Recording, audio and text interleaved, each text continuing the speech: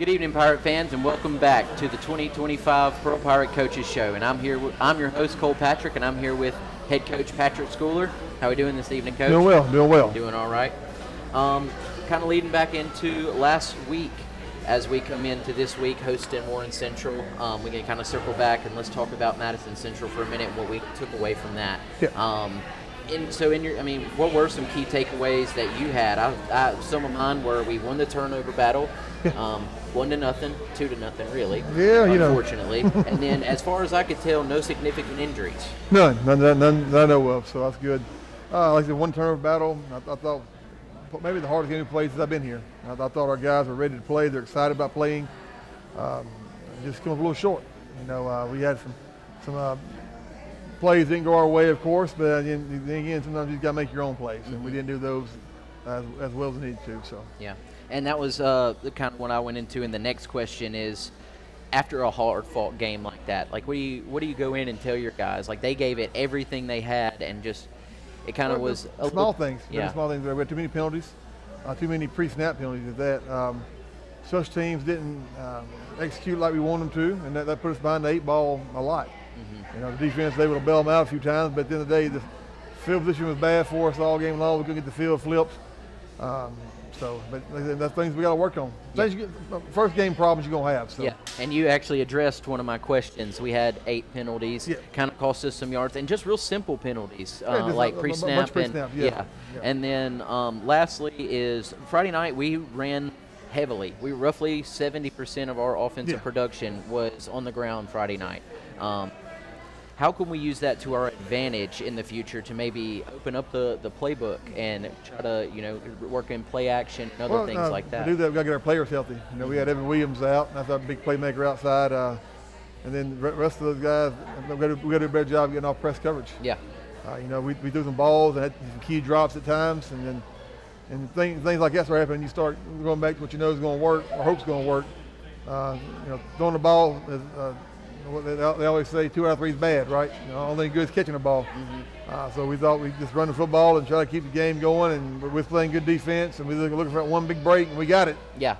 And then we didn't get we couldn't capitalize past that. So simple things, alignment with misalignments. We had some blocking schemes we didn't execute correctly. Pass pro wasn't great. I think we had 3 or 4 busts in pass pro that straight in your face when the ball snaps. It's hard to get the ball out of your hands. So those type things, again, simple things that we got to get fixed. We had some young guys start for the first time in their life, and it showed a little bit there. But, I thought effort was great. We played hard. I thought we got after them really well. Just at the end of the day, come up a little short. Yeah, and I think the same thing is, like, they played well, and we can go into some film here, kind of go over everything we did right. Yeah.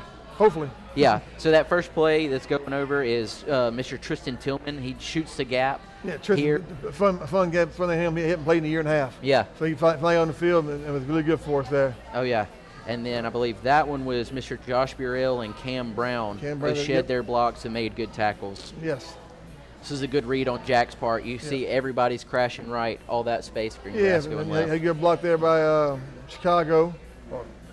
And did a really good job for us, pinning that guy for us. Jack's ever got out the back door, then, he's a good athlete, but make tackles. But that's a big part of our game. His legs are very important to us. And then this one is just all Marcus Deer, just clogging up the whole hole and then grabbing. Big man child, right? Oh yeah. Like we tell him all the time, when he figures it out, he's going to be some kind of good. He had a great offseason for us, a really good spring. So we look forward to him a couple more years. This was a good run by Mr. Parks, yeah, bouncing off tackles. Anytime the quarterback can run, the running back gets a little more freedom. And I think this was actually back-to-back plays of 10-plus yards. And the O-line did great blocking, especially that. Look at that, just like the Red Sea. It creased open right there, and like I said, then they started putting 8, 9 in the box. It's hard to run against that, and we tried to throw the ball, had some drops there, and just kind of, again, certain things there that we didn't do a great job of, small things that we got to do a better job of. And that was one for Mr. Dawson Smith. He had a great game Friday night. Thought he did too. He had a big fumble here. Yeah. That was big play. That was a big turnover on 15. Yeah, Mr. Dez Price blew up that middle of that line, and Mr. Trey McGriff hopped right on top of it. Big time stuff there for us. Bam, that was huge. That's big. Cause we had the same problem the drive before when they got held to a field goal. and I was able to get this for no points. That's big for the defense. But again, that stop, it's a great stop, but it puts the offense inside the 10. Mm-hmm. Hard to go 90 yards high school football. Yeah, it is indeed. You know, so but we got to do a better job of getting that field flipped for us. It's another good read by Jack, finding that hole. He sees that middle linebacker crash down and is able to get right past him. You know, and I know it looks like the same play over and over again sometimes, but a lot of times it's whole different plays, whole different blocking schemes. And a lot of those are not designed to run; those are reads. Mm-hmm. And Jack makes the right read. And of course, Jack's competitive. He wants the ball in his hands at all times. Absolutely. That's kind of we like it out there. I think that was the same thing, a little triple read option. Mm-hmm. Turns it up. Now we're out here about 35 here. And breathing room. And then I think we shank a punt. We just couldn't get that field flipped in our favor. Yep. You know, I'm going to say yard to yard was probably real close, similar. Mm-hmm. I think two good defenses there and two offenses trying to figure out who they are, what they are. Yeah, and early in the year, you're always going to be better on defense. Yeah, and going into that game, I expected to see both quarterbacks for Madison, but both played a lot more like 50-50 than I had anticipated. They're still trying to figure out. Coach Collins and I talked before the game. Just trying to figure out who their guy is. Yeah. You know. And they both looked all right. Both solid players. Mm-hmm. Yeah, that's a good problem to have. Yeah. So. I thought Peyton ran the ball hard, and Peyton's tough to tackle. He's big and round, and he has really good vision for a big guy. Mm-hmm. And he runs downhill. Behind his shoulder vision. pads. And he just never tough to wrap stops moving. up. Yeah. You know, he's usually going to fall for a few yards, no matter what. So. Yeah, and here's another one of those huge red zone stops for our defense here. Good job by Nick Moore there. Shoots, just chipped him enough to slow him down and let the rest of your guys help him out. Here's our home run hit right here. Yep. And what we were highlighting during the game is you watch Jalen Fields blocked side by side with him for 60 yards. Without that block, I don't know if he makes it. I don't know if he makes it. That DB's got the angle. He's already ahead of him. I don't think he makes it without that block right there, which was phenomenal. That was a big play for by offense. Mr. Jalen Fields and Corey Howard. Finally get it on the board there, and Corey's one of those kids that's just dynamic. He is. He's been injured. He didn't get released till like Wednesday last week. Didn't really know what he was going to be able to do, and they were giving him on the field, and that's big time play. And I didn't realize. I thought he caught the ball. Huge hit. Of course, he dropped it. You can see it there on their sidelines. That's really good play by Landon Knight. You know, Landon's got he's got a nose hitting somebody. Mm-hmm. He gave me a few flashbacks to his older brother that I used to watch and grew up with. Good ball play here. Drives on it. Ball's caught. You know, clean and perfect, like clean as it can be. Yep. And I said he was maybe a step off, right? Mm-hmm. That's why the ball was open. But it's a good throw, good catch. And then here's the dislodge. Here's the fumble that ultimately. Yeah, that's a bad play. You know, as a whole, I thought one of the best fish eye games I've had in a long time. Yeah, until and that's just they call it an inverted whistle. Mm-hmm. They didn't say they called the fumble, but called it an inverted whistle, and it is what it is. Those are. And that was a great read there by Jack for a 15-yard run, bouncing off two guys. Big hit on the run. That's Jack's fearless. Sometimes I wish he had a little more fear in him to slide the other way, but that's just not who he's going to be. Reminds me of Jackson Dart a little bit. You can tell him all the time to do it, but he's not going to do it. So, but that's who he is. That's what he's made a living off of. Yeah. So.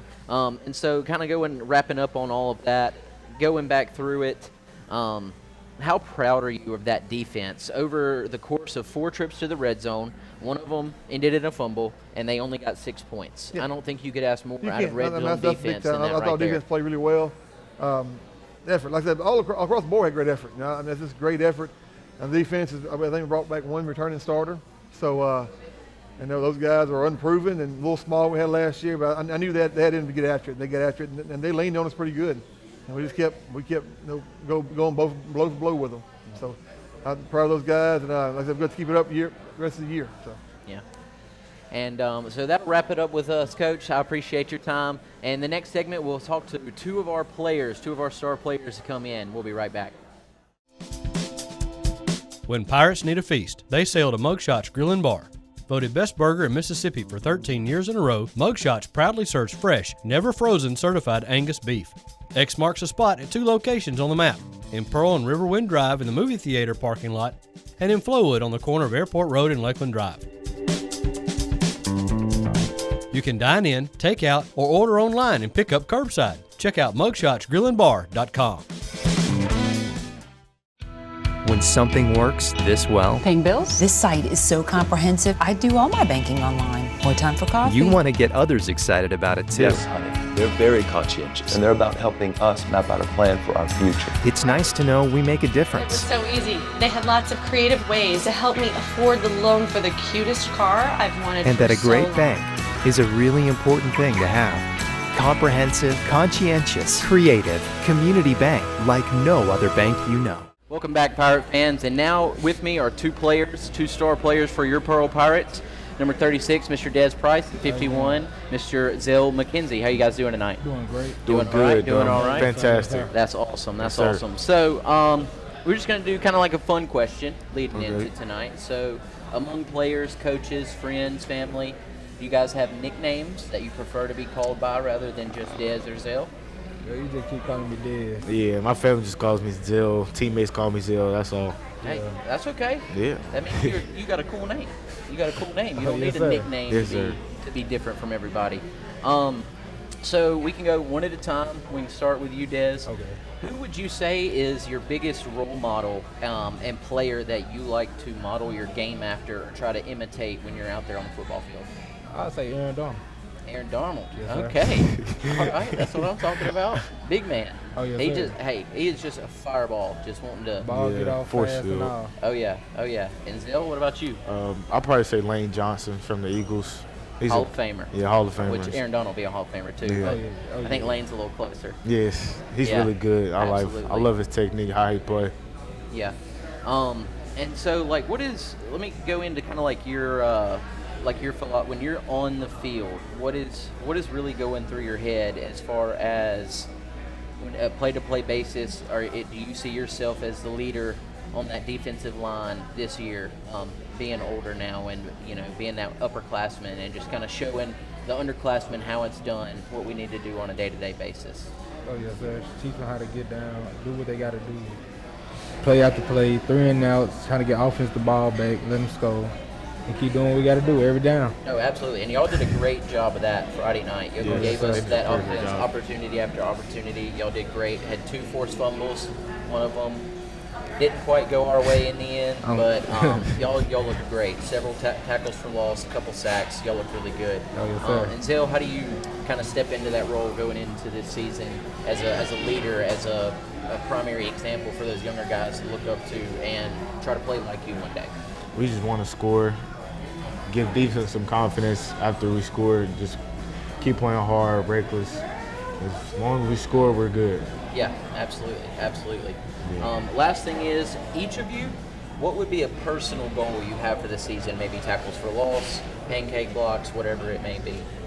Get over 20 tackles for loss, then one more goal, make it to the playoffs and win the championship. That's what I'm talking about. That's Oh, what yes, I'm sir. talking about. That's where we want to be. Probably, I'd say over 30 pancakes and state championship. Oh, yeah. That's what I'm talking Yeah. about. That's the only option, right? Yes, The sir. state championship, that's the only option. That's You the got to only thing we bring the focused on. glory back, right? Oh, Yes, yes, sir. sir. You guys, like I said, each of you played great on Friday night, and defense looked phenomenal. Offense looked kind of struggled at times, but hey, that's first game of the season. we're gonna fix that. Yeah, everybody's going to have their struggles going into the year. But you guys look great. I look forward to watching you guys the rest of the season and calling your name several times for sacks and TFLs Yes, sir, I got you. and pancake Thank blocks. you. Yes, sir. And coming into the next segment, we'll be with an assistant coach, Mr. Dylan Hayes. We'll go to commercial here. When pirates need a feast, they sail to Mugshots Grill and Bar. Voted best burger in Mississippi for 13 years in a row, Mugshots proudly serves fresh, never frozen certified Angus beef. X marks a spot at 2 locations on the map, in Pearl and Riverwind Drive in the movie theater parking lot, and in Flowood on the corner of Airport Road and Lakeland Drive. You can dine in, take out, or order online and pick up curbside. Check out mugshotsgrillandbar.com. When something works this well, Paying bills? This site is so comprehensive, I do all my banking online. More time for coffee? you want to get others excited about it too. Yes, honey. They're very conscientious, and they're about helping us map out a plan for our future. It's nice to know we make a It was difference. so easy. They had lots of creative ways to help me afford the loan for the cutest car I've wanted And for that a so great long. bank is a really important thing to have. Comprehensive, conscientious, creative, community bank like no other bank you know. Welcome back, Pirate fans. And joining me now is an assistant coach for the defensive backs and special teams, Mr. Dylan Hayes. How's it going? What's up, buddy? All good. All good. For those at home, Dylan and I, we graduated together, so most of these questions I already know the answers to, but I'd love for him to share all that information with you guys. So just kind of going into it, give us a little bit of background on yourself and your coaching history up to this point to date. Okay, so I played at Pearl High School, graduated in 2018. I was a member of the state championship team in 2017. I was a student coach at the University of Alabama for special teams for 3 years. And then I came straight back to Pearl, started working, coaching. Been here, this is my 5th year now. I'm at the junior high and coaching at the high school as well. Yeah, absolutely. That's what I'm talking about.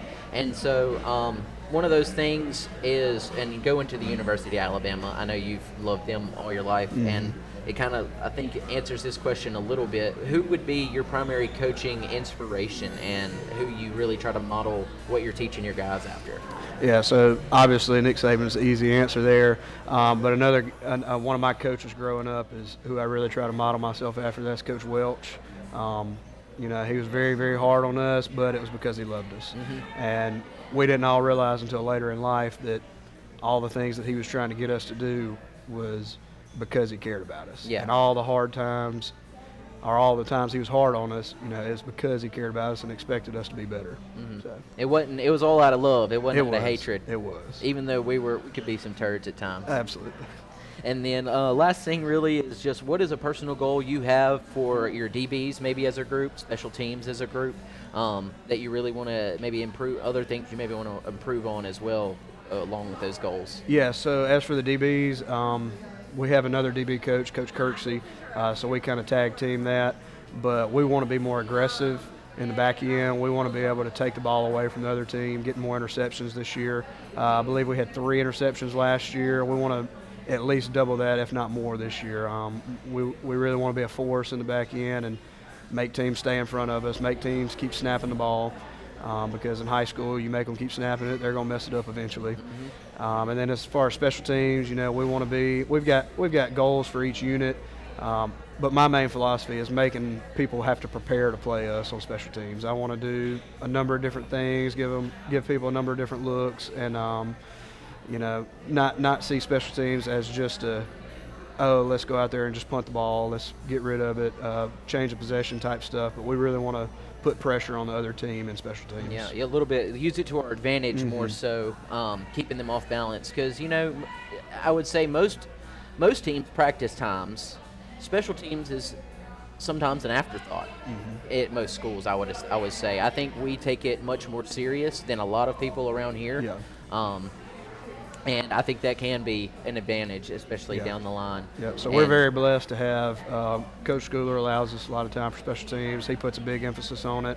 All of our assistant coaches help with special teams, so it's not a solo effort. Yeah. And then we got kids that really enjoy it, that want to be good at it, so that helps tremendously. Yeah, absolutely, absolutely. Whenever you got kids who are willing to work with you and try to be the best that they can be at anything they do, that really helps us and a coach do their job even better. Yeah. And so anything else you want to add, just kind of touch off, looking into Friday night, how we're going to kind of game plan with our DBs against they got some big bodies they like to get the ball to. And how we can prepare for that? So quarterback, obviously, pretty good player.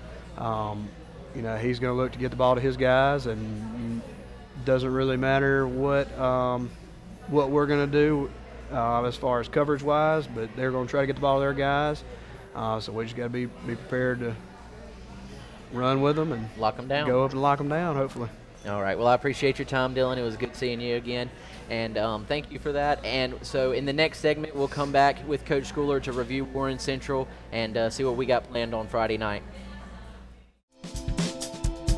When pirates need a feast, they sail to Mugshots Grill and Bar. Voted best burger in Mississippi for 13 years in a row, Mugshots proudly serves fresh, never frozen certified Angus beef. X marks the spot at 2 locations on the map, in Pearl and Riverwind Drive in the movie theater parking lot, and in Flowood on the corner of Airport Road and Lakeland Drive. You can dine in, take out, or order online and pick up curbside. Check out mugshotsgrillandbar.com. When something works this well, Paying bills? This site is so comprehensive, I do all my banking online. More time for coffee? you want to get others excited about it too. Yes, honey. They're very conscientious, and they're about helping us map out a plan for our future. It's nice to know we make a It was difference. so easy. They had lots of creative ways to help me afford the loan for the cutest car I've wanted And for that a so great long. bank is a really important thing to have. Comprehensive, conscientious, creative, community bank like no other bank you know. Good evening, Pirate fans, and welcome back. We are here again with head coach Patrick Schooler to review Warren Central and what the Mighty Pirates are going to do against them. So after watching over their film over the week, Coach, or the weekend, a key note that I took from it is that Clinton was able to rush for over 200 yards against Warren Central. Which is kind of uncommon. Yes. That's not a No, That's for a Warren rarity Central. for a Warren Central football team. So yeah. So what are we going to do? I mean, I know last week, about 70% of our production. So how are we going to be able to mimic that success that Clinton had and attack that Viking defense, that rush defense? That's a little absent at times, Yeah, it was, honestly. but I can promise Coach Moore going to have that fixed. And that they're, that's a good coaching staff, a good football team, and they'll be ready to play football. They'll be ready to stop the run. I thought what we got to do, we got to make sure we do the small things right. Make sure we block correctly. Make sure we make the correct reads. We got to be able to throw the football a little bit. We got to be able to get the balls out there to our playmakers, and they've got to catch them, got to run with it, right? So hopefully we get all our guys back out there and make some plays there and kind of open up the box a little bit. People, if you keep running the football, they're going to put 8-9 in the box. That's more than we got to block. So we got to be able to throw the football on the perimeter some and down the field some. So we'll keep working all those small things, and got to get better at our pass pro. That's a big challenge for O-line this week, was get better at pass pro.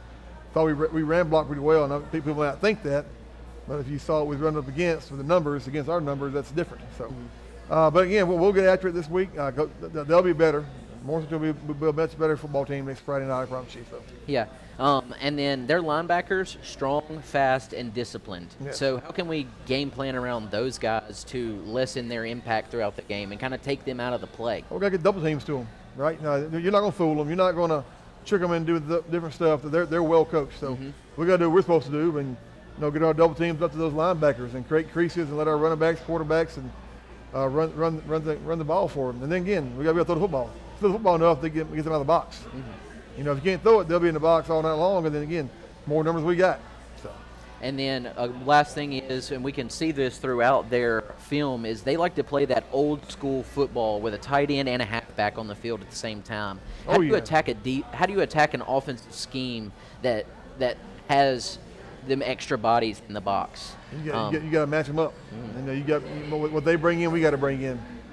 Like I was well pleased with our guys last week because Madison did the same type sets, and they had some fullbacks in the backfield, and I thought we handled that pretty well at times.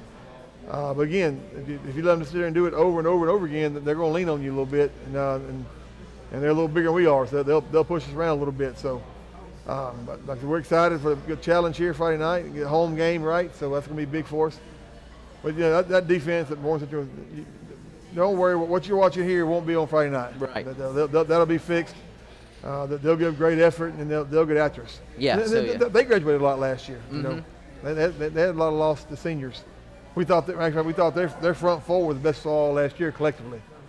So yeah, I could agree with that. They were good last year. Well, they were good. For sure. I was telling Zell while we were off camera.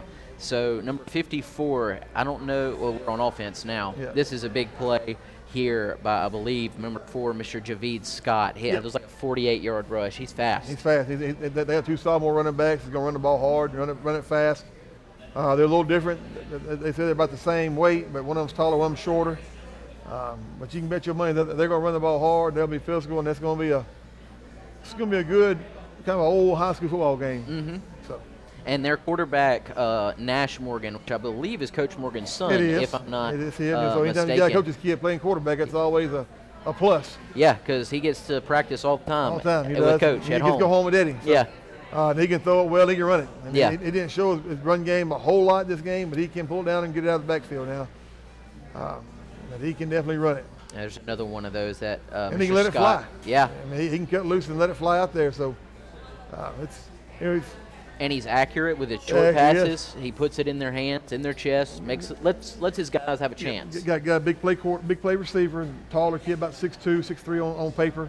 Yeah, we got Mr. Blake Carruthers, receiver, and then Leighton Lee at tight end. they get their matchup problem. 6'2", 6'3" is hard to cover. Yeah, absolutely. So they'll be tough to cover. We'll have to match them up physicality wise and get after them. I pulled this one. It's one of their touchdowns, but it's easy to see how. This is a great play, just that chip block by the tight end and just work up the seam, untouched, unseen. In the old days, that's called Y pop. When nobody threw the football, always threw the tight end. So it's a good football play. They move the running back out to get your eyes looking elsewhere and throw right behind him. And that was a middle screen, a delayed middle screen to Mr. Carruthers. Those screens they're there for a reason. Yeah. You get them, and as active we are up front, we got to the quarterback, get to the running backs. Those screens are gonna get you. Yeah. So I do think we definitely got to stay vigilant on Friday night for those types of plays, just like that little waggle we pass. call them jump plays. They got 3 or 4 jump plays. They'll get you at the wrong time, and they get you. Yeah. So we gotta be real disciplined in those things and try to minimize them for sure. And then defensively, we kind of reviewed most of their offensive playmakers. Defensively, you have number 5, Fabian Davenport, DB. 22, Jonas Moore, big linebacker. Number 41, Tyre Davis, he's the big linebacker. Jonas is an outside linebacker. Yes, he's really fast. The long kid. And then number 54, to Colin Wright, which I was talking to Zill about off camera. 6'1", 300 defensive tackle. It'll be hard to move him around, won't it? No, yeah. It'll be hard to get him out of the way and get those holes created for our running backs. And so kind of just reviewing back over everything we've talked about this evening. The guys, coming into this week, how do we get them back in the right mindset to where they're not down on themselves maybe for the loss or trying to blame themselves for a loss or anything? It just keep the spirits up and positive and head nose down to the next game. Go 1-0 each week. It goes back to that week. mental toughness. We got to keep building on. That's the biggest thing I think we lack as a society, but in football for real, it's just the mental toughness on how to be, how to overcome defeat. But our guys will be resilient. They'll come to practice and they'll get to work and they'll see that 3 or 4 plays here is a whole different ball game. It's also good that they'll watch film and recognize mistakes and take ownership of them. That's a sign of growth that we look for. So, but again, it's just one game. We talk about one game. We're looking to win those last 5 or 6 games, and these first 4 or 5 are going to be tough. Yeah. But it's going to prepare us for those last 5. So, try to figure out ways to get better every day, and figure out. We're still looking at personnel groupings. Figure out who's the best at this, best at that. Which is again, it's a good problem to have. We're not trying to find players. We're trying to figure out which one's going to be the better one to play. So, yeah. But these kids, they'll get after it, and we'll show up Friday night. We'll play a hard brand of football, and hopefully come up with a win. Oh, absolutely, absolutely. I can't wait to get back in Ray Rogers Stadium. Me too. Thanks, Coach. I appreciate your time, and I'm ready to get after it on Friday night. Yes, sir. And thank everyone for watching and joining us this evening. And you can catch us on Thursday evening on the Coaches Show on YouTube, Facebook, Amazon, or any other platforms. You can also catch us on all those platforms, plus the radio on Friday nights. The gates open for the first time this season at Ray Rogers Stadium at 5:30, and the game kicks off at 7 versus the Warren Central Vikings. And don't forget, every day is a great day to be a Pirate.